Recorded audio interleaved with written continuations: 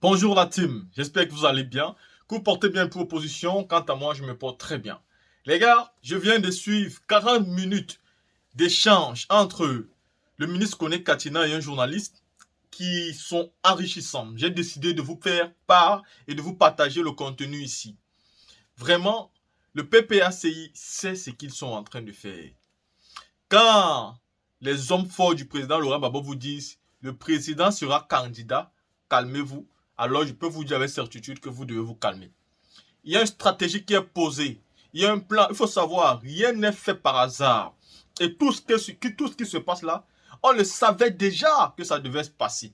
Et le ministre Koné Katina va vous démontrer par déjà les élections qui arrivent le 2 septembre, il y aura déjà quelque chose qui va se passer.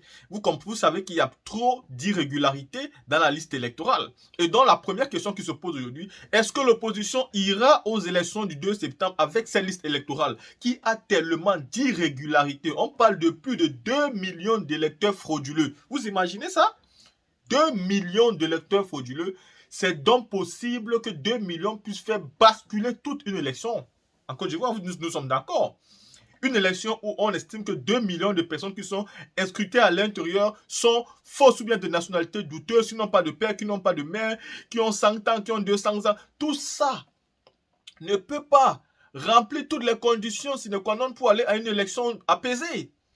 Et déjà, ce fait-là, on peut déjà vous dire que c'est déjà un fait majeur qui peut faire qu'une élection en Côte d'Ivoire ne puisse même pas avoir lieu. Qu'est-ce que le PPACI va faire? Qu'est-ce que le PDC-RDA va faire? La classe opposante en Côte d'Ivoire va faire quoi à Alassane Dramane Ouattara? Vont-ils aller aux élections coûte que coûte face à un gouvernement qui a déjà truqué toute la liste électorale? C'est la question qui est posée. Que va faire le président Laurent Gbagbo face à la têtutesse de M. Alassane Ouattara qui insiste dans la bêtise, persiste à vouloir l'exclure de la liste électorale ivoirienne? Est-ce que le président Laurent Gbagbo va s'avouer vaincu? Les gens disent que le président Laurent Gbagbo est en Europe aujourd'hui et ne savent pas pour quelle raison, pourquoi il est là-bas. Tout ça a quelque chose à voir avec la politique ivoirienne. Sachez que le PPACI n'est pas un parti qui a été créé comme le FPI où tout pouvait se passer souvent. Aujourd'hui, le PPACI est mieux structuré et l'organisation a appris de ses erreurs d'hier. Et rien ne sera plus jamais fait comme avant.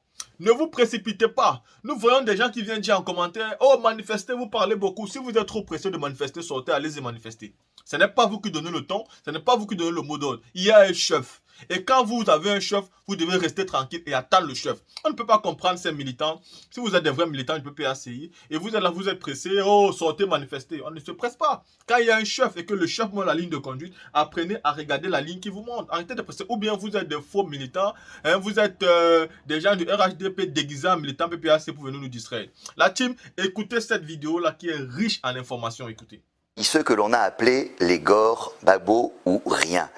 Il est aujourd'hui deuxième vice-président et porte-parole du PPACI, le Parti des peuples africains de Côte d'Ivoire. L'ancien ministre Justin Katinan-Koné est l'invité de Droit dans les yeux. Bonjour Monsieur Koné. Bonjour. Merci infiniment d'avoir accepté l'invitation de cette info. C'est moi qui vous remercie. Merci surtout d'être régulièrement présent à nos tribunes. Ce qui est tout à fait logique. Voilà, merci beaucoup. Ce qui est tout à fait logique pour une chaîne d'information. Et surtout, merci d'être là à l'approche des élections régionales et municipales qui vont avoir lieu le 2 septembre prochain. Le PPACI, Monsieur le Ministre, participera-t-il ou non aux élections municipales et régionales du 2 septembre ? Nous participerons à ces élections. Nous sommes organisés, nous sommes préparés, nous avons déjà choisi nos candidats. Nous sommes donc dans le mouvement pour cette élection. Nous participerons à ces élections.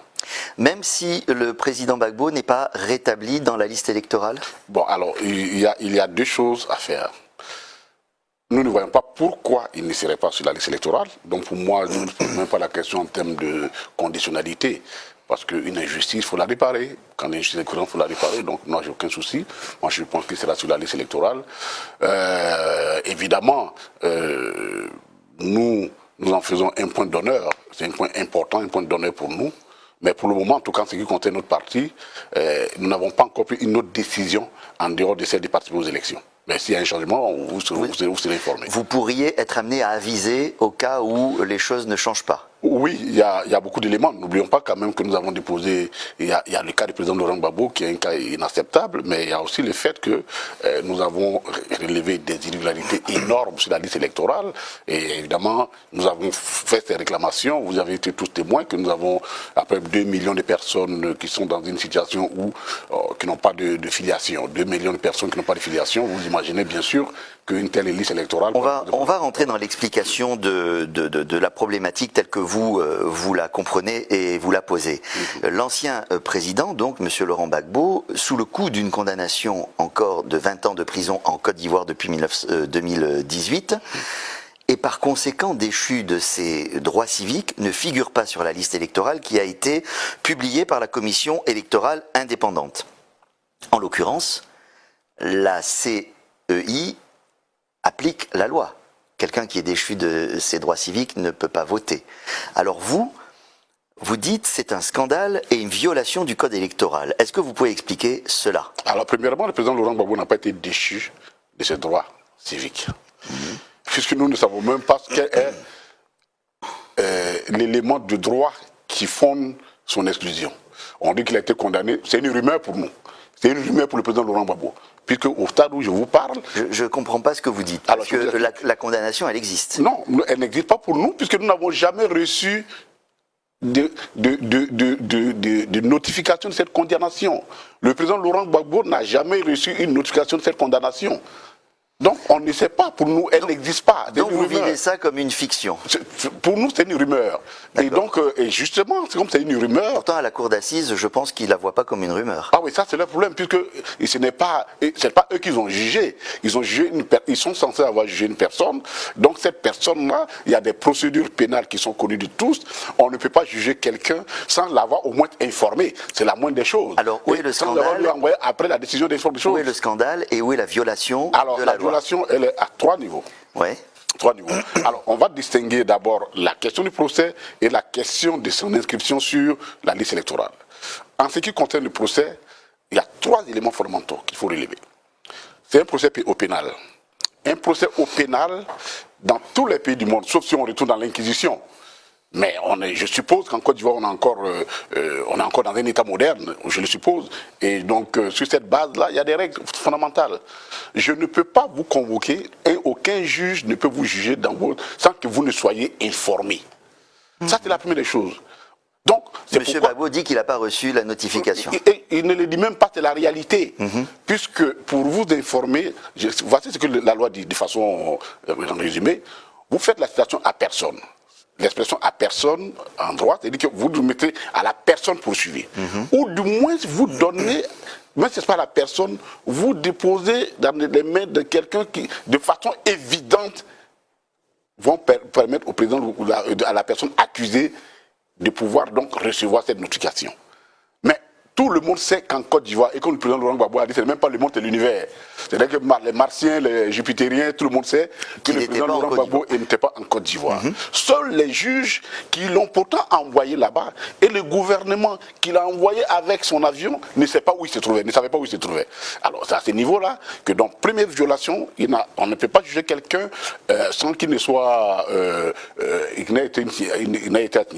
Deuxièmement, et ça, j'ai écouté un ministre, le porte-parole du gouvernement, qui a fait une sortie, je trouve, déplorable, excuse-moi l'expression. Il dit non, le président Laurent Gbagbo, tous ses avocats, il a même cité les noms, étaient présents. Mais ce n'est pas eux qu'on juge. En matière pénale, l'avocat... Un jugement par contumace, ça existe? Non. Bah oui. Oui, mais justement, j'arrive, avant qu'on va arriver à la contumace. On va arriver à la contumace. Vous me jugez, il faut au moins, en matière pénale, l'avocat ne me représente pas, il m'assiste. Ça suppose que je suis là. Pourquoi partons de contumace? Le président Laurent Gbagbo n'a pas été jugé par contumace. Il a été jugé par défaut. Parce que c'est deux notions différentes. Bon, on va peut-être pas rentrer dans la subtilité juridique. Mais en gros, deux notions différentes. Vous dites qu'il n'a pas reçu les notifications, donc pour vous, il n'y a pas de condamnation. Non, nous ne comptons pas de condamnation. Mais vous comprenez que pour l'État de Côte d'Ivoire, il y a une condamnation et que quand quelqu'un est condamné pour les chefs d'accusation pour lesquels il a été condamné, il y a une déchéance des droits civiques. Oui, non. Attends, non, c'est ce que je suis en train de dire justement. Uh-huh. C'est ça où les gens font la confusion. Ouais. Puisque nous ne savons pas sur quoi on est, quelle est la décision du juge. Parce qu'une une déchéance des droits civiques, elle ne se présume pas. Le juge la prononce. Elle la prononce dans sa décision finale. Donc, on nous donne la décision et dedans, on verra si effectivement le juge a prononcé qu'il a été déchu de ses condamnations. Alors on va aller regarder. Voilà. On va aller regarder. Voilà. Mais j'ai une question qui me venait en préparant cette émission. C'est pas maintenant que vous venez de découvrir le problème. C'est pas maintenant que vous savez quand même depuis un certain temps que M. Gbagbo ne figure pas sur la liste électorale. Pourquoi avoir attendu qu'elle soit publiée pour lancer cette protestation? Ah non, parce qu'il y a une procédure. Il faut qu'on se rappelle. Le président Laurent Gbagbo a été radié de la liste électorale en août 2020. OK. Sur cette base-là, il a saisi, voici la procédure. Quand la CEI sort votre procédure, vous êtes radié, vous saisissez le tribunal de première instance. Et le tribunal de première instance que nous avons saisi a confirmé la position du président de la CEI. Nous n'avons plus de recours. Et la loi dit qu'il n'y a plus de recours. Donc vous avez fait... Alors, vous avez nous saisi la Cour africaine des droits de l'homme. Et elle dit ceci de façon claire. Nous donnons injonction, nous ordonnons à l'État de Côte d'Ivoire de réinscrire le président Laurent Gbagbo sur la liste électorale. Ma question reste valable. Vous avez reçu cette notification ou cette décision de la Cour africaine des droits de l'homme il y a un certain temps, mais c'est maintenant que la polémique Non, justement, sort. si vous me laissez aller jusqu'à la procédure, vous aurez compris. À partir de ce moment où nous l'avons eu, nous attendions tout simplement qu'on ouvre la révision de la liste électorale. À partir du moment où on a ouvert la liste électorale, le président Laurent Gbagbo, n'oubliez pas qu'il est arrivé ici, le 17 juin 2021. Donc, on n'avait pas encore de procédure d'ouverture de la liste électorale. La révision de la liste électorale a été ouverte. Donc, le président Laurent Gbagbo, fort de cette décision, est allé voir la Cour pour dire « Je m'inscris, puisque je ne suis pas radié, j'ai été radié, donc je ne suis plus sur la liste. Pour que j'y sois, il faut forcément que je me réinscrive. » Ça me paraît relever de la bonne logique. Et c'est malheureusement là, à ce niveau, que la CEI et nous ne sommes pas d'accord. La CEI c'est disant que non, vous ne pouvez pas venir vous réinscrire parce que dans la vous avez été radié. Mais si j'ai été radié, je n'y suis plus. Si je dois y être, qu'est-ce que je fais? Je m'inscris et c'est ce que le président Laurent Gbagbo a fait. Donc on n'a pas attendu. Donc il n'y a pas de tactique politique dans votre... Non, on attendait tout simplement l'opportunité d'ouverture pour faire le procès et puis nous sommes partis, enfin de la révision et le président Laurent Gbagbo est parti comme tout un citoyen. Et l'article 5 du code électoral est clair sur la question. L'inscription est de droit. Ça veut dire que quoi? Même si je suis un mineur et je m'en vais m'inscrire, c'est au contentieux qu'on dira non, vous êtes mineur, lui il est mineur, et ainsi de suite. Alors justement, vous affirmez avoir relevé un certain nombre d'autres irrégularités sur la liste électorale, comme la présence d'enfants ou de personnes décédées, ou même de personnes ayant été déchues de leurs droits civiques. Vous placez ça tout de suite sous le sceau d'une volonté bizarre de la part de la CEI. L'erreur est possible, non? Non, ce n'est pas, nous ne visons pas la CEI, c'est pourquoi nous ne comprenons pas pourquoi le président de la CEI est si excité quand nous parlons de la question. Ce n'est pas lui que nous visons. Nous disons tous... Vous n'avez pas eu des mots très aimables, je vais y revenir tout à l'heure. Ah non, moi je vous l'ai dit, je lui ai dit, je vais revenir là-dessus, et je n'ai pas du tout, c'est lui qui s'est placé dans notre viseur. Nous avions un problème qui est simple. Vous nous donnez une liste électorale. Il y a des morts et des enfants. Il y a des morts, des gens. On vous le signifie. Nous prenons tout notre temps et nous avons créé au sein de notre parti une structure pour lutter contre ça. Elle fait son travail, cette structure. Elle va identifier les problèmes. On trouve 2 millions, plus de 2 millions de personnes qui n'ont ni de papa ni maman, qui n'ont pas de filiation. Mais ça, ce n'est pas un problème de Cubain. Je veux dire, mais c'est la CEI. Ça veut dire que la liste là, elle n'est pas fiable. Donc vous auriez fait la même recherche approfondie si M. Gbagbo n'avait pas été retiré de la liste électorale? Oui, mais ça, nous avons décidé parce que dans la réalité, qu'est-ce qui se passe dans nos pays? Ou bien c'est le fait qu'il y ait eu ce problème pour lui ça n'a rien qui vous a incité à chercher? Non, ça n'a rien à voir avec. Ça n'a rien à voir avec. Parce que quand on sort d'une crise comme celle qu'on a connue, on s'interroge sur beaucoup de choses. Et donc, parmi les solutions sur lesquelles nous nous interrogeons, Il y a ces problèmes. Pourquoi il y a toujours ce scandale, cette présomption de fraude, ainsi de suite. Regardons la situation, et c'est là que nous avons regardé. Mais quand et nous ne sommes pas les seuls. Quand on vous écoute, vous et puis les personnes qui se sont exprimées au nom de votre parti, il y a cette présomption de fraude.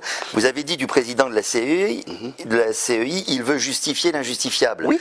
D'autres disent le PPACI veut contester l'incontestable. Non, mais il veut justifier l'injustifiable, c'est quoi? Le président de la CEI dit ceci, de façon simple, que lui, c'est un magistrat quand même. Je suppose qu'il n'a pas oublié sa toge. Il peut avoir laissé la toge au palais, mais là où il est, il a quand même envoyé ce qu'il fait de lui le magistrat, c'est-à-dire l'étude de droit qu'il a faite. Quand on vous interroge et que vous dites sur une chaîne de télévision qu'il y a deux cours, il y a deux décisions, et vous ne savez pas laquelle vous devez appliquer, pour un magistrat, ça nous pose un problème. C'est à ce niveau-là, nous disons qu'il joue en militant. Parce qu'un magistrat normal, qui sait ce qu'il fait, ne peut pas dire ce genre de propos assez dérangeants. Pourtant, Voilà. à la CIE, le PPACI a un siège au sein de la commission permanente. Oui, mais ça veut rien dire. Non, mais ça veut rien dire. Ça veut juste dire que qu'est-ce qu'il fait votre gars là-bas? Bon, alors, il y a deux choses. Est-ce qu'il a protesté? Ah, non, il y a deux choses qu'il faut faire. D'abord, qu'ils ont attendu de faire la révision de la liste sans nous. Ils ont fait ça sans nous. Et nous avions... Vous voulez dire avant que vous n'arriviez? Absolument. Et ils ont... Alors, il faut comprendre, notre arrivée à la CEI a été actée depuis le dialogue politique, qui a été signé le 4 mars 2021. Et tout le monde savait qu'il y avait des élections en 2023. Et que pour les élections 2023, il y a tout un processus à observer. Et que de temps, il y a la révision. Mais nous ils n'ont admis notre représentant, ils l'ont admis que tout dernièrement, après avoir fini de faire quasiment la révision de la liste électorale. Et nous avions dit en son temps que nous ne sommes pas du tout concernés par cette liste. Parce que nous n'avons aucun élément de contrôle, et donc là-dessus. Vous venez de parler du dialogue politique. Est-ce que vous avez l'impression que cette non-réintégration ou cette future réintégration du président Gbagbo dans la liste électorale peut être un signal pour vous, ou que ça porte un coup au dialogue politique malgré un certain nombre d'efforts qui ont été faits? Il y a eu les réunions qui ont abouti à ce dont vous venez de parler, une signature avec tous les partis de Côte d'Ivoire, mais il y a le fait que M. Gbagbo a pu rentrer dans de bonnes conditions dans son pays, qu'il a été réintégré, il a pu créer un parti politique, il peut parler quand il veut, il a rencontré le président de la République. Malgré tout, vous êtes en train de dire que peut-être ça peut... Rectifions les choses rapidement. Le président Laurent Gbagbo n'est pas venu facilement dans son pays. Nous sommes battus pour que le président Laurent Gbagbo vienne dans son pays. Non, mais il a été... je voulais quand même que cette question soit connue. Il a été acquitté. Il a été acquitté, mais les gens ne voulaient pas qu'il vienne. Ça aussi, parfois, les gens qui ne voulaient pas. De notre culture... Qui ne voulaient pas? Ah oui, le gouvernement ne voulait pas. Ah, moi, je n'ai pas d'état d'âme sur la question. Le gouvernement ne voulait pas? Ah oui, il ne voulait pas. Sur quelle base vous pouvez dire ça? Puisque la personne... Vous avez vu ce qui s'est passé le 17 juin? Vous étiez là? Vous avez vu ce qui s'est passé le 17 juin? Mais c'est au forceps que nous sommes arrivés à ça. Ça aussi, il ne faut pas qu'on pense que c'est un gentleman agreement, c'est quelqu'un. Non. Parce que ça, ils ne pouvaient pas l'empêcher de venir, mais ils ont voulu tout faire pour l'empêcher de venir. Et nous, notre rôle, c'était pour qu'il vienne. Et c'est ce que nous avons fait. Ça, la personne ne peut venir dénaturer l'histoire récente de ce pays. Ça, ceci dit, nous allons aller... Quelqu'un qui... Je reviens, et bon, vous estimez qu'elle n'existe pas, mais dans un État, quelqu'un qui a une condamnation pénale sur sa tête et qui rentre de cette façon-là dans son pays, je ne pense pas que ça se passerait de la même manière pour tous les citoyens lambda. Hein. Oui, mais parce que dans la réalité, le gouvernement lui-même sait que cette condamnation est fausse, elle existe. Et donc, nous n'avons pas d'état d'âme. Et le président Laurent Gbagbo a été clair quand on l'a interviewé. Il dit, franchement, on ne peut pas me faire du chantage avec une condamnation pour moi qui n'existe pas. Donc ça, je parle là-dessus. Mais vous avez parlé du dialogue politique, il ne faut pas que nous passions là-dessus. Le sentiment que j'ai aujourd'hui, le sentiment profond que j'ai, et je l'ai dit, et parce que j'ai été un acteur, nous sommes deux qui représentons notre parti dans ce dialogue politique, qu'il y a un esprit dolosif. Que le gouvernement était dans un esprit dolosif. Ah oui. Nous avons cru... Dolosif, je ne suis pas sûr que tout le monde va comprendre. C'est une façon de vouloir... Dans la réalité, il y avait un esprit de tromperie. Voilà. Pourquoi? Oui, mais nous avons suffisamment aujourd'hui avec le recul, quand nous regardons un certain nombre de comportements, ce que j'ai dit, Je vous ai dit... Tromperie sur quoi? Non, c'est que je vous ai dit, je l'ai dit au Premier ministre quand il nous a reçus. Il y a de la tromperie dedans. Parce que entre ce qu'ils ont fait, ce qu'on s'est dit au dialogue politique, et ce qu'ils font, il y a un écart. Il y a un écart. Et nous l'avons relevé. Vous ne pouvez pas, par exemple, premièrement, vous ne pouvez pas être l'initiateur d'un dialogue politique entre un Premier ministre, et quelques mois après, des gens vont empêcher le président Laurent Gbagbo, veulent empêcher le président Laurent Gbagbo d'aller dans ta région, sous le prétexte qu'ils se battent pour toi, et que tu ne les condamnes pas. Aucune condamnation. Vous faites le dialogue politique et des citoyens ne peuvent pas circuler dans leur pays. Vous faites le dialogue politique et des milices nocturnes vont rendre visite à des citoyens de façon la nuit et pour les menacer parce qu'ils auraient tenu des propos qui n'arrangeraient pas ainsi de suite. Là, il faudrait dire quoi, comment, quand, parce que c'est un peu. Alors, je vous l'explique. Ouais. Le président Laurent Gbagbo, en décembre 2010, on doit rendre visite dans la région de la Mée. Rapidement. Des kidams se lèvent, prétendant se défendre le Premier ministre Patrick Hachi, qui est l'initiateur du dialogue politique, brûle ses affiches, déchire tout, dans des cocktails Molotov dans les cars, blesse des personnes, bouche cousue, il n'y a pas de poursuite. Tout dernièrement, nous allions, comme l'un des nôtres, Stéphane Kipré, pour dire son nom, il allait faire une tournée au nord, on lui a interdit l'accès de certaines villes, bouche cousue. Nous sommes en Côte d'Ivoire. Dernier élément, c'est Odette Lorion. Des personnes, sous le prétexte qu'elles auraient tenu des propos qui ne les arrangeraient pas, descendent des personnes, des civils, des armes, arrivent chez eux la nuit, tient son mari, son époux en laisse, en Côte d'Ivoire ici, l'oblige à lui trouver sa femme, qui heureusement n'était pas là, ils reviennent le lendemain, font, après leur forfait, se filment, ils ne sont pas arrêtés. Est-ce qu'elle a porté plainte? Oui, mais bien sûr. Et tous ces éléments vont porter plainte. D'accord. Monsieur Gbagbo a lancé une procédure contentieuse pour se faire rétablir dans la liste électorale, mais est-ce que ce n'est pas plutôt une solution politique qui fera sortir de cette situation? Qu'est-ce qu'elle pourrait être? Non. Nous avons un élément de droit en notre possession. OK? Je dirais même deux. Nous avons deux éléments de droit. Nous avons d'abord la Cour africaine des droits de l'homme. C'est une décision qui s'impose à l'État de Côte d'Ivoire. C'est comme si un juge condamne quelqu'un en Côte d'Ivoire ou lui donne des instructions et puis le gouvernement dit moi je ne le fais pas. Là on n'est plus dans un état de droit. Donc, nous sommes aujourd'hui au stade des affaires, de l'aspect purement juridique. Sur le rappel du droit, qu'au moins qu'on reconnaisse le droit du président Laurent Gbagbo. Maintenant s'ils ne veulent pas le reconnaître, c'est à eux de trouver la formule pour gérer cette situation. Mais c'est eux qui refusent d'appliquer le droit. Donc pour le moment nous sommes au niveau de la phase juridique du problème. Et c'est à ce niveau que nous ne comprenons pas pourquoi, alors que... La phase politique suivra éventuellement. Bon, voici, voilà. Est-ce que ce contentieux sur la liste électorale scelle votre alliance avec le PDCI qui s'est joint à la protestation? Ah oui, bien sûr, parce que il est évident que nous avons salué le PDCI pour sa décision de nous accompagner, de sa prise de position par rapport à cette situation. Parce que dans la réalité, pourquoi crisper la situation politique? Pourquoi rendre la situation politique au moment où elle semblait rouler sur de bonnes, se présenter sous de meilleurs auspices? Pourquoi avoir créé de façon artificielle cette crise-là? Et évidemment, le PDCI, qui est un acteur majeur de la vie politique, aimerait bien pouvoir déployer son activité politique dans un cadre paisible. Et donc, tout ce qui est de nature à perturber ce cadre-là, c'est normal qu'il interpelle les personnes concernées. Vous allez vous présenter ou présenter des listes dans 22 régions sur 31, c'est bien ça? Oui. Pourquoi pas partout d'abord, et puis est-ce que ce seront des listes communes avec le PDCI? Alors, nous serons plutôt 23-24, parce qu'il y a quelques choses à ajouter. Mais justement, c'est le problème de la Côte d'Ivoire. C'est le gros problème que nous avons. Vous imaginez, et partout où nous ne sommes pas passés, c'est quasiment dans le nord. Et pourquoi? Parce que tout simplement, quand vous imaginez qu'un cadre seulement veut faire un meeting dans un lieu où on lui interdit, imaginez-vous celui qui s'écrira comme candidat. C'est pourquoi justement... Donc vous voulez dire que parce qu'on veut empêcher certains d'être candidats, ça n'a pas de sens. Oui, mais je vous l'ai dit, ça n'a pas de sens. Mais nous faisons la politique. Si je dois aller chez vous, ne serait que pour faire un meeting, vous me refusez. Vous pensez que même mes militants auront le courage de se déclarer comme candidat? Non.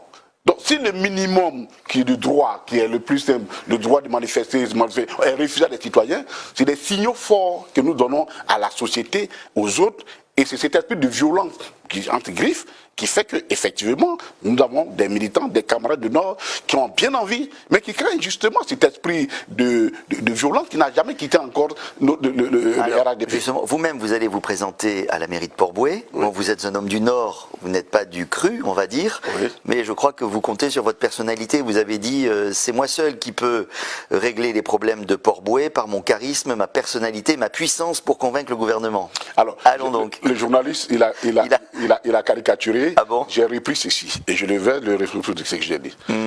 Nous avons observé que depuis un bon moment, et ça c'est un constat personnel, je crois que c'était une erreur que nous commettons. On a tendance à reléguer, penser que la responsabilité des maires, ce ne sont pas des responsabilités solides, ce ne sont pas des responsabilités, je dirais, de premier plan. Vous voulez dire qu'il faut c'est fortes... extrêmement important. Ouais. Moi, je vais à Port-Bouët, je me rends compte que à Port-Bouët, mais je suis là-bas il n'y a pas longtemps, c'est carrément, les gens vivent sous l'eau.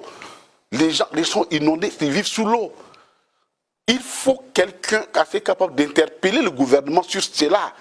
Quelqu'un qui n'a pas d'état d'âme sur la question. Donc, c'est ce que j'ai essayé d'interdire. Et je ne parle même pas de moi, je dis qu'il faut redonner à la mairie, aux conseils municipaux, des personnalités qui soient capables de traduire réellement les aspirations des peuples et d'interpeller et d'affronter le gouvernement quand il le faut. Mais pour affronter le gouvernement, il faut que tu sois clean et tu aies ta responsabilité et tu sois capable de regarder dans les yeux pour dire vous devez faire ça pour les populations. Dernière question sur les élections. Dans quel climat pensez-vous qu'elles vont se faire, ces élections? Nous aurons souhaité qu'elles se fassent de façon tranquille. Et nous aurons dit au sein de notre parti, les choses sont assez claires. Le président Laurent Gbagbo, depuis Bruxelles d'ailleurs, avait lancé l'idée des élections apaisées. Il avait confié cette mission-là à l'une de ses collaboratrices, Bamba Massané. Et donc notre souci a toujours été de faire des élections paisibles. Monsieur, je voudrais maintenant qu'on vienne à parler de votre parti, qui est assez récent, puisqu'il a été créé en octobre 2021, le PPA-CI. Il est issu d'une scission avec le FPI et se prévaut d'être, je cite, socialiste, panafricaniste, souverainiste. Alors je voudrais bien savoir, au XXIe siècle, dans un monde ouvert, interpénétré, interdépendant, comment ce positionnement se traduit-il concrètement? Ah oui, mais c'est justement que peut-être que vous ne vous rendez pas compte, mais le monde est en train de se remodeler. Le monde, c'est le modèle. Et ne pensez pas que ce qui se passe en Ukraine, c'est seulement une affaire entre les Ukrainiens et les Russes. C'est le monde qui se remodèle ainsi. Alors, à partir du moment aujourd'hui, notre position du PPAC est simple. La situation de l'Afrique exige d'abord que les Africains se mettent d'abord ensemble et que c'est ensemble qu'ils défendent leurs intérêts souverains. Vous voyez donc le lien qui est établi entre le panafricanisme et la souveraineté. Qui ne veut pas dire, la souveraineté n'est pas du nationalisme exacerbé où on exclut les autres. C'est pas une souveraineté de chaque pays, c'est une souveraineté de l'Afrique. Non. Nous lions les deux, panafricanisme et souverainisme. Parce qu'il nous faut ces deux-là. Parce que, comme je l'ai dit, le monde, il est ce qu'il est. Mais le panafricanisme, c'est un peu une utopie qui date des années d'indépendance. Alors comment est-ce qu'il s'explique? Non mais c'en est une, parce qu'il n'a pas pris corps depuis. C'est pas une utopie. Donc, il n'a pas été réalisé, mais ce n'est pas une utopie. Donc tant que ce n'est pas réalisé, ça reste une utopie. Et donc j'aimerais savoir aujourd'hui comment vous le voyez, qu'est-ce que c'est que le panafricanisme du XXIe siècle? C'est ce que je viens de vous expliquer. Aujourd'hui, il y a des menaces existentielles sur l'Afrique. Et ces menaces, c'est le produit d'un ordre politique, d'un ordre mondial qui date depuis plusieurs siècles, qui se mue, et aujourd'hui, l'Afrique se trouve être dans l'étau se resserre autour de l'Afrique. Entre les anciennes puissances coloniales qui ont leurs intérêts, entre les nouveaux partenaires qui veulent venir en Afrique, entre d'autres considérations qui ne sont même pas, et il faut avoir le courage de les dire. Et je pense que parfois, il y a des courages pour lesquels nous avons peur de dire aux gens, y compris une sorte de bataille, de positionnement politique, mais sous le couvert confessionnel. C'est toutes ces menaces-là, toutes ces menaces qui prennent l'Afrique en tenaille. Et pour régler ces problèmes-là, ce n'est pas le Mali seul, ce n'est pas les Burkina seuls. Quand ça a commencé, on a dit ah, certaines affaires des Maliens entre eux. Mais malheureusement, aujourd'hui, nous avons sur nos sols plus de 20 000 réfugiés burkinabés qui sont venus. Et donc, c'est une menace, il y a des menaces existentielles. Il y a des problèmes transversaux qui vont d'un pays à un autre. La question de l'immigration, voyez-vous, quand nous trouvons nos enfants qui sont, nos petits frères qui sont dans la lagune, au niveau de la Méditerranée, mais il y a ce sentiment-là profond qu'il y a des questions qui dépassent seulement les nations. Mais est-ce que vous avez le sentiment... C'est tout cela que nous devons mettre en rapport et par rapport à ça, nous organiser par rapport à ces challenges-là. Mais cette idée de se mettre ensemble et du panafricanisme, donc au sens où vous venez de l'expliquer, est-ce que vous avez le sentiment qu'il y a un écho ailleurs? Parce que ça vous oblige à avoir un double, j'allais dire une double action de persuasion en interne en Côte d'Ivoire, parce que vous cherchez à gouverner, et puis...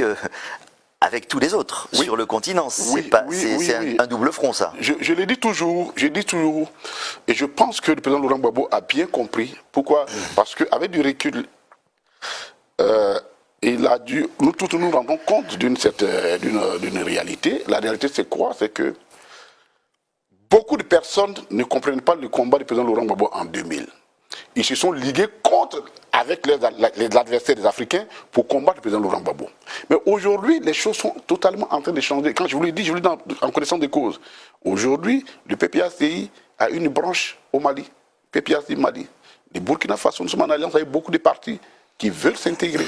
Nous sommes en train de travailler au niveau du Sénégal, ainsi de suite. Parce que dans la réalité, si effectivement des personnes qui ont servi comme mercenaires dans la rébellion et pour combattre le président Laurent Gbagbo avaient compris ce qui leur arrivait, ce qu'ils représentaient, certainement qu'ils auraient refusé cette offre. Et donc, c'est dans l'ignorance. Parfois, quand vous ne percevez pas les choses, eh bien, évidemment, quand elle se présente à vous, vous rentrez, mais avec du recul. Vous vous rendez compte, vous dites, ah, on n'aurait dû pas faire cela. Donc, il y a forcément une éducation, d'abord en interne, pour comprendre l'interdépendance des pays africains par rapport au challenge qu'on vient de soulever, et avec les autres pays, pour leur dire, vous vous rendez compte, dans la réalité, ce qui est arrivé au président Laurent Gbagbo, ce qui arrive au Mali aujourd'hui, ce qui arrive au Burkina aujourd'hui, ce qui pourra arriver au Bénin demain, ce qui pourra arriver au Sénégal demain. Donc, attention, nous avons une obligation, nous avons des défis qui sont des défis transversaux, communs, organisons-nous. Et je vais finir par quelque chose de très important. C'est Kwame Nkrumah qui l'avait dit. Et je l'ai lu dans ce livre qui disait ceci. Quand nous allions discuter sur la CEE, la CEE en ces temps, Communauté économique européenne, qui était déjà une entité plus ou moins politique, alors que nous allons chaque État individuellement, mais nous arrivons très fragilisés. Et donc, nous n'allons pas pour défendre l'intérêt de l'Afrique, nous allons pour nous soumettre aux intérêts de la CEE. Alors, et c'est exactement ce qui arrive. Ramener à la Côte d'Ivoire que vous aspirez à gouverner, ça se traduit comment, ce triptyque? Socialisme, panafricanisme, souverainisme. C'est-à-dire, quelle est la proposition, quelle est l'ambition pour la Côte d'Ivoire que vous proposez aux Ivoiriens? Alors, deux choses. Premièrement, en ce qui concerne la Côte d'Ivoire, il faut que nous revoyions ce que nous appelons le moyen de production, la richesse de production la plus importante d'une nation, la question des terres. Parce que nous sommes en train de jouer avec un feu. Revoir comment? Nous avons des réflexions là-dessus. Nous avons des réflexions profondes sur la question des terres. Le PPACI est en train de réfléchir sur la question des terres parce que la tendance aujourd'hui qui a cours, c'est une tendance dangereuse. À la fois pour la Côte d'Ivoire et pour l'Afrique. Mais quelle est cette tendance? Alors je vous explique. Oui. Aujourd'hui, c'est plus de 60 millions d'hectares de terres qui ont été vendus déjà aux multinationales en Afrique. De terres? Des terres qui ont été vendues aux multinationales en Afrique. Depuis la crise des subprimes en 2008, tous les fonds, en tout cas les grands fonds américains, ont compris que le foncier investi dans le foncier dans leur pays pour beaucoup de risques. Et ils essaient donc d'exporter, d'externaliser leur démarche vers l'Afrique. Ils ne sont pas les seuls. Il y a les Chinois, il y a les Européens. Donc vous êtes en train de dire qu'il faut essayer de préserver la terre aux Africains? Absolument. Il faut préserver ça. Ça, c'est extrêmement important. Nous avons, je vous ai dit, les questions de solidarité qui s'imposent. Au niveau, il faut faire une nouvelle offre aux jeunes. il faut leur faire une nouvelle offre. Et ce n'est pas en disant non, j'ai déclaré cette année une année une année de la jeunesse. Non, mais c'est plus que du marketing. Ça, c'est du marketing. Non, c'est plus que du marketing. Il y a une politique. Il faut faire une offre nouvelle à la jeunesse. Voilà. Une offre nouvelle. Oui. Qu'est-ce qu'il y a de plus ou de différent à faire que ce qui est fait en ce moment en termes de formation, d'entrepreneuriat, d'accompagnement d'une jeunesse? Alors, je vous explique ce qui se passe. Quand vous prenez les opérateurs économiques qui travaillent en Côte d'Ivoire, les multinationales, tous ceux qui travaillent, est-ce que vous voyez leur impact réel sur l'économie? Nous avons effectivement une croissance. D'ailleurs, je viens de lire le rapport du budget qu'ils vont présenter d'ailleurs à nos députés. Nous sommes en train de faire une note pour donner à nos députés pour dire qu'il y a tellement d'incohérences dedans qu'il faut qu'ils soient vigilants là-dessus. Quand vous regardez ça, la croissance en Côte d'Ivoire continue d'être portée par la dette, par l'extérieur, et ainsi de suite. Donc, la question, la dette pour investir, c'est une bonne dette. Ah non, attention, la dette pour investir, c'est une bonne idée, mais la dette c'est une bonne dette, mais la dette pour investir, pour être sur un investissement qui vous retourne, où on fait un retour sur l'investissement, oui, mais pas les dettes perdues. Or, ici, le problème, si depuis 10 ans, bientôt 15 ans, que le régime est là, il s'est endetté pratiquement de façon exponentielle. Nous sommes autour de 24 000 milliards, alors que vous avez pris le pays à 2400 milliards, nous sommes 24 000 milliards. Quand vous voyez tous ces éléments, à un moment donné, il faut s'asseoir pour dire quel est le retour sur l'investissement de cette dette. Parce que s'il y avait des retours sur l'investissement, il n'y aurait pas des inondations à Bobo. Il n'y aura pas des inondations à Port-Boué. Il n'y aurait pas des inondations par-ci par-là. Donc, c'est-à-dire que nous prenons de l'argent et nous sommes incapables, nous investissons dans des infrastructures, et comme il n'y a pas de retour sur investissement, nous sommes incapables d'entretenir ces investissements, et nous rentrons dans un cycle d'endettement. Nous sommes à 53% aujourd'hui du service de la dette, je ne parle même pas de la dette, du service de la dette par rapport aux recettes fiscales. Nous allons vers le mur. Nous allons vers le mur. Donc, quand vous dites je vais régler dans un mur, donc quand vous dites que je veux régler le problème des jeunes, c'est pas la peine de dire bon, j'ai donné 700 millions pour faire des salons de coiffure. Franchement. Bon, vous prenez une histoire qui est. Ah non, mais c'est pas une histoire, mais c'est la réalité, c'est tout les. Oui. Mais c'est toute la politique d'investissement. Non, c'est pas l'anecdote. C'est l'état d'esprit de ce qu'ils appellent le travail pour les jeunes. Qui prend 500 000 francs ou 600 000 francs pour faire un magasin et qui a ensuite rembourse sa dette et qui au moins a son activité, ça existe aussi. Oui, mais je vous pose la question, cher ami. Ou pas. Comment vous expliquez qu'en 2016, le gouvernement ivoirien, après la rencontre de Val-la-Malette, a décidé et qui a reçu beaucoup d'argent, l'Union européenne a mis à la disposition des pays africains l'équivalent de 200 milliards de francs CFA. Et la Côte d'Ivoire a pratiquement... Non, 1200 milliards à peu près, 1200 milliards que l'Union européenne a mis à la disposition des pays africains. La Côte d'Ivoire s'est retirée au bas moins 250 milliards pour investir pour les jeunes. Nous sommes en 2015. Nous sommes bien, je dis bien en 2015-2016. Et quand ils ont reçu cet argent, ils ont décidé de faire de 2016 à 2020, sur la base de cet argent, de faire ça les années de la jeunesse. Le PND, les années de la jeunesse. Mais au bout du compte, comment se fait-il qu'aujourd'hui, si vraiment leur politique est rigoureuse et elle porte effectivement des fruits, comment se fait-il que la Côte d'Ivoire soit à la tête des pays demandeurs d'asile? Comment se fait-il que nous soyons parmi à la tête de ceux qui se noient comment on appelle, à la Méditerranée et dans le désert? Mais c'est exactement cela. Donc, ce n'est pas la peine de faire la propagande. Vous faites une politique, vous la regardez par les résultats, et les résultats, ils parlent d'eux-mêmes. Ce n'est pas vous qui faites la propagande que vous allez commenter les résultats. Les résultats, c'est qu'aujourd'hui, la Côte d'Ivoire, malgré ce qu'ils disent, avoir reçu autant d'argent, ils disent qu'ils font pour les jeunes, et nous sommes parmi les plus nombreux qui mourront dans le désert. Donc, il y a un problème. Alors, on a parlé un peu de l'idéologie du PPACI. Vous dites que vous allez faire un certain nombre de listes communes, n'est-ce pas, avec le PDCI? Oui. C'est bien le cas? Oui. Une bonne partie de vos listes vont être communes. Oui. Mais on sent bien que sur le plan idéologique, cette alliance électorale est un peu contre nature. Comment est-ce que vous arriveriez à gouverner avec ce parti? Alors, il n'y a pas...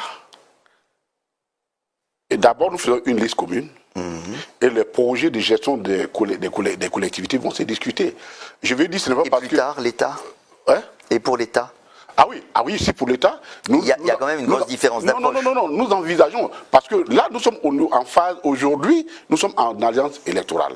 Après, forcément, nous allons discuter d'un projet de société. S'il y a une alliance, il faudra bien sûr que nous puissions discuter d'un projet de société commun et d'un programme de gouvernement commun. Mais ça, je vais dire, ce n'est pas parce que... N'oubliez pas que le PDCI, il y a une bonne partie de l'aile du PDCI qui est du centre-gauche, donc qui est assez proche de nous. Et donc, sur un certain nombre de points, on peut s'entendre et on doit pouvoir s'entendre. D'accord. Alors, autre sujet qui est assez en cours en ce moment, c'est la place des femmes dans la politique. On se dit comment vont être composées ces listes, etc. Alors moi, j'ai compté, mais peut-être que je me suis trompé parce que j'ai fait le calcul moi-même, sur à peu près les 20 plus hauts cadres, plus hauts responsables de votre parti, il y a 4 femmes. Donc ça fait peut-être 20%. Oui, c'est ça. C'est encore un peu peu. Pourtant, vous poussez cette oui, logique-là. C'est un problème qui est fondamental. Le président Laurent Gbagbo, je me rappelle qu'à chaque fois qu'on a une réunion, il a fait d'ailleurs de la priorité, la promotion des femmes dans les structures du parti, sa priorité. Et d'ailleurs, quand nous faisions appel aux candidatures pour les élections locales, lorsque nous nous trouvons dans une situation où il y avait une femme qui était en compétition avec un homme, quel que soit le grade de cette personne dans le parti, le président a donné la priorité aux femmes. Donc vos listes seront féminisées? Il y a beaucoup de femmes parmi nous, dans nos candidates. Mais le problème, il est plus profond. Je pense qu'il y a une réflexion qui doit être menée au niveau de la nation sur comment amener les femmes à s'inscrire et à accepter la vie politique. Elles ont l'engagement. Voilà, elles ont tendance à la regarder comme une affaire d'hommes et parfois aussi par la faute des hommes. Parce que quand madame vient, ou bien rentre à 21h, 22h, parce qu'elle allait faire une réunion politique, ça agresse un peu à l'endroit. Si nous voulons faire la promotion de la femme, il y a d'accord l'action des partis politiques, mais il y a aussi la conscience nationale, et ça, à ce niveau-là, chacun doit se la partager. Alors, je voudrais venir un peu sur la nature de votre parti. Vous avez dit... réaffirmer que M. Laurent Gbagbo sera votre candidat à l'élection présidentielle en 2025 et on vous croit parce que votre parti est issu grandement de cette fameuse tendance Gore qui s'appelait Gbagbo ou rien. Donc c'est un parti qui est à la fois très incarné, très personnifié. Et le revers de la médaille, c'est qu'on se demande s'il peut exister sans cette personnalité. Vous avez trouvé cette caractéristique sur mon PPACI? Non, pas seulement, je vous interroge depuis tout à l'heure. Je vous interroge depuis tout à l'heure que j'essaye de comprendre tous les aspects. Je voudrais relever qu'on a quelqu'un, l'actuel président de la République. C'est vrai qu'il a une forte personnalité, on n'en dit combien pas. Il se retirait, il ne serait pas candidat en 2020, et que finalement celui qu'il avait choisi est décédé, donc il a défini un candidat. Et donc finalement, je vais dire que, bon, il ne faut pas dans cette m'amuser. Non, mais la preuve, c'est que au FPI, vous refusiez tout parce que M. Gbagbo n'était pas là. Oui. Quand il est arrivé, il a quitté le FPI, il a pris une partie des gens qui le suivaient. C'est-à-dire qu'on a l'impression que sans lui, cette tendance-là n'existe pas. S'il vous plaît. Expliquez-nous. Je vais vous expliquer. Je vous titille un peu exprès. Alors, monsieur le cher ami, nous avons épousé le combat du président Laurent Gbagbo parce que notre parti, en son temps de FPI, était fondé sur le fait que l'arbitraire, l'injustice, causée au plus petit par de nos camarades, devait être combattue et corrigée. A fortiori pour le plus grand d'entre nous. Donc, c'était pas seulement parce que c'est Laurent Gbagbo qui incarne notre combat, qui est notre référent politique. Et oui, nous en sommes fiers d'avoir une telle personnalité à la tête de jeu. Mais c'est que idéologiquement, et c'est pourquoi nous ne sommes pas d'accord avec ceux qui ont pensé qu'il fallait laisser tomber cette affaire. C'est au plus profond de nous, notre parti était fondé sur cette idée-là, que le plus faible de nous tous, le plus petit s'il y en a entre nous, dans nos temps, s'il traverse une situation d'injustice, le parti s'engage pour se battre pour la corriger. Et c'est pour cette raison que le parti s'est engagé avec force, détermination, à refuser toutes sortes de compromissions pour que le président Laurent Gbagbo vienne. Y compris toutes sortes de participations aux élections. Mais oui, bien sûr, parce que pour nous, c'était évident. On nous demandait, nous, d'aller entériner un régime qui manifestement tenait en otage notre président. Ben ça va de soi que nous n'allons pas accepter. Et ça, conformément à notre Comment se à nos porte textes. physiquement, moralement, votre président? Il va très bien. Il va très bien. Et je vais vous dire quelque chose. Le président Laurent Gbagbo, tout à l'heure, il ne faut pas que nous passons là-dessus, il n'est pas obsédé Par le par le pouvoir. pouvoir. Il n'est pas un homme obsédé par le pouvoir. Mais c'est quelqu'un, comme il a dit, qui ne supporte pas du tout que l'injustice s'érige en règle de droit. Et ça, il allait en prison pour des situations qui ne le concernaient pas. Parce que lui-même, depuis 70, c'est son travail. Donc, C'est son travail d'aller en prison. Non, oui, c'est pas son travail pour aller en prison. Je veux dire, c'est son travail. Il s'est engagé en politique pour se battre pour l'injustice et il a subi toutes sortes de souffrances pour ça. Donc, c'est le combat qu'il mène actuellement, comme il a dit, il n'accepte pas que son nom soit sali pour des choses qui n'existent pas. Et ça, c'est au-dessus de tous les intérêts politiques pour lui. Au passage, je voudrais vous poser une question. Est-ce que vous diriez qu'il a réussi, entre guillemets, son retour en Côte d'Ivoire? Parce qu'il y a des gens, même qui se sentent proches de lui, qui ont trouvé, qui ont été un peu déçus de ne pas entendre plus de mots ou plus de gestes d'apaisement de sa part depuis son retour. Je vais vous poser une question, en toute honnêteté. Quand des gens les disent, ils sont sérieux, mais moi je ne comprends pas. Mais pourquoi lui? Vraiment, il faut que les Ivoiriens me regardent, et ceux qui me regardent le comprennent, que sur ce point-là, je suis intransigeant, et je ne crois pas être seul de suis intransigeant. Pourquoi voulez-vous que le président Laurent Gbagbo demande pardon à qui? Qu'il demande pardon à qui? Qu'il demande pardon parce qu'en 2000, il a pris le pouvoir, et 2 mois après qu'on l'ait combattu? Qu'il demande pardon parce qu'il a intégré la rébellion dans le système? Qu'il demande pardon parce qu'il a fait du président Ouattara candidat? Qu'il demande pardon parce qu'il a gagné une élection et que les amis de M. Ouattara sont venus faire la guerre pour l'enlever? Qu'il demande pardon parce qu'on l'envoie à la CPI? Qu'il demande pardon parce que même acquitté, on a refusé qu'il vienne? Qu'il demande pardon parce qu'il n'a pas été capable d'enterrer sa maman? Mais enfin, à un moment donné, il faut savoir donner un sens au mot pardon. C'est lui qui a besoin d'avoir pardon. Et il ne faut pas jouer avec ces étiquettes-là. Non, il n'y a pas de mots, choses. Non, mais c'est pas sérieux. Non, mais quand il y a une démarche de réconciliation où les gens se tendent la main, oui. On a l'impression qu'il l'a saisi du bout des doigts. Ah oui, lui? Je pose la question. Ah mais non, vous avez tort. Premièrement, quand il est arrivé, rien ne l'obligeait d'aller saluer M. Ouattara. Rien. Après tout ce qui est arrivé, parce que n'oubliez pas que 2 mois avant, il y avait, et quelques 3-4 mois, il y avait le gouvernement de Côte d'Ivoire était représenté à son procès par 2 avocats. Non, j'arrive rapidement par 2 avocats. Et ces 2 avocats qui ont porté le message du président de la Côte d'Ivoire, qui ne voulaient pas que le président Laurent Gbagbo vienne en Côte d'Ivoire. On oublie ça. Donc, il n'avait aucune obligation d'aller voir le président Laurent Gbagbo. Mais c'est l'idée qu'il a de la République. L'idée qui s'est faite de la République. L'idée qui s'est faite de la politique, qui lui permet d'aller au-delà de tout pour poser ces actes-là. Donc ce n'est pas lui qui tend la main, et ce n'est pas eux qui lui tendent la main, c'est lui qui leur tend la main. Et malheureusement, c'est eux qui attrapent sa main par les bouts des doigts. Madame Gbagbo a demandé pardon. Oui, mais Mme Gbagbo a demandé pardon, mais M. Gbagbo n'a pas besoin de pardon. Il dit qu'il ne va pas pouvoir demander pardon. Elle doit avoir ses raisons à elle. Elle doit avoir ses raisons à elle. Mais je ne vois pas du tout. Et puis un pardon, ça ne s'impose pas. Un pardon, c'est un problème de conscience. Pourquoi? Je viens de vous citer tous ces exemples-là. Au nom de quoi?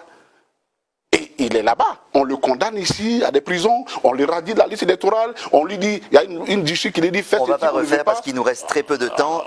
On voit bien que vous êtes un opposant ferme. Ah oui. Mais quel type d'opposition vous voulez incarner au PPACI? Une opposition radicale ou bien une opposition où des terrains d'entente et des compromis peuvent se trouver avec le pouvoir? Oui, nous avons, dans notre parti, nous avons toujours été une opposition, nous avons toujours fonctionné dans le sens du compromis. Mais radical lorsqu'il s'agit d'injustice. Parce que si nous nous accommodons de l'injustice, alors excusez-moi, nous n'allons pas pouvoir construire une nation. Donc oui, on a 2 tendances. lorsqu'il s'agit des intérêts de la Côte d'Ivoire, il faut qu'on s'asseye pour travailler. Notre parti est au dialogue politique. Nous sommes allés, nous avons discuté, même si nous avons l'impression que les gens nous ont trompés, mais au moins nous sommes allés au dialogue politique, nous avons discuté. Donc à ce niveau-là, on fait des compromis. Mais nous sommes radicaux. Et moi, je suis de ceux qui le sont sur les questions. Ça, on avait compris. Oui, sur les questions de droit, les questions fondamentales qui touchent l'injustice. Parce que si on laisse passer l'injustice pour une toute petite personne, c'est la Côte d'Ivoire qui s'écroule. N'oublions pas que dans ce pays-là, il y a eu une rébellion qui a été montée de toutes pièces, tuer des gens pour arriver. Et sur la base de quoi? Parce que tout simplement, l'actuel chef de l'État était réputé avoir été exclu du débat politique. Donc, quand on a vu ça, on doit faire attention à ce qui est injuste. Alors, l'opposition et singulièrement la gauche apparaissent un peu comme émiettées aujourd'hui sur la scène politique, PDCI, PPACI, Génération Capable, COGEP. Comment vous voyez un peu les perspectives de l'opposition? Est-ce que vous croyez fermement qu'un retour de l'opposition au pouvoir en 2025 est possible dans ces conditions? Alors, premièrement, la Côte d'Ivoire ne fait pas un cas singulier. Dans tous les pays du monde, il y a plusieurs oppositions.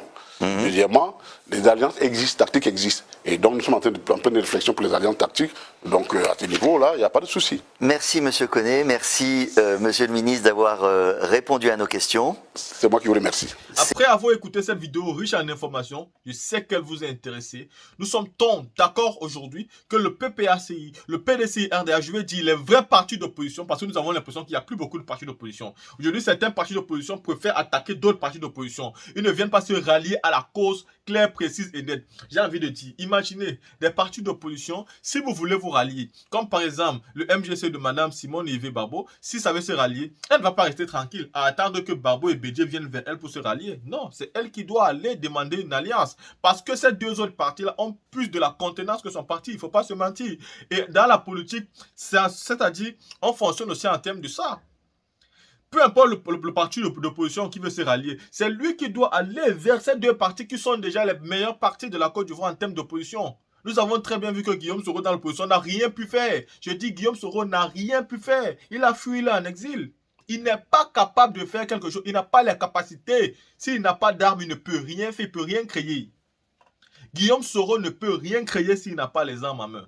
Et nous l'avons vu, on ne peut plus débattre là-dessus. Donc, des partis d'opposition qui disent qu'il faut unir l'opposition. C'est à vous d'aller voir le PPACI et le PDCI pour demander cette alliance, une coalition-là. Et à eux maintenant de juger si vous êtes digne de confiance, si vous êtes digne de foi. Parce qu'en 2020, on a très bien vu les partis qui étaient infiltrés, qui n'étaient pas des véritables opposants. Aujourd'hui, où est Mabri Touakus? Où est Montano? Ils sont où? Où est Charles Blé Goudé même, qui parlait depuis la haie? Ils sont où? On a très bien vu ces partis infiltrés. Et donc, une coalition ne peut plus se faire n'importe comment et à n'importe quel prix. Vous allez demander la coalition et maintenant les deux grands partis vont juger s'ils peuvent vous faire confiance ou pas. La team, à vous de me dire ce que vous pensez en commentaire.